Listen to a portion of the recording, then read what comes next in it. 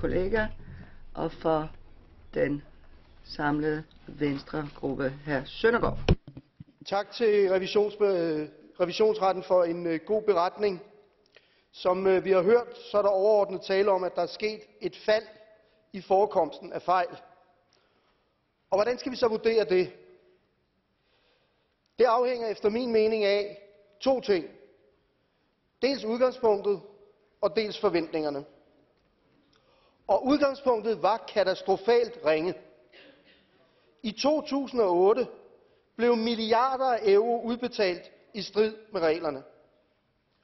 Derfor var forventningerne også, at der ikke bare skulle ske forbedringer, men at der skulle ske markante forbedringer på alle områder.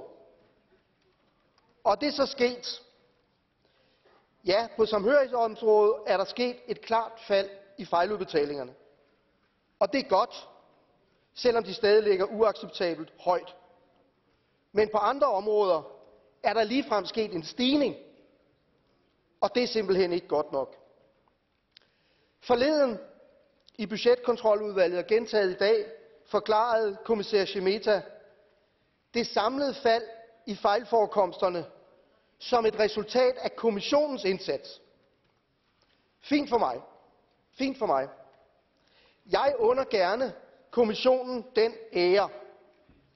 Men så står det altså også klart, hvem der har ansvaret, hvis fejlraten stiger næste år.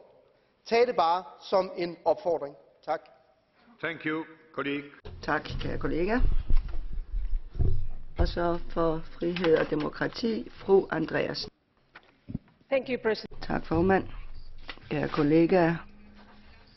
År efter år her de seneste 16 år har revisionsretten ikke givet godkendelse til 90%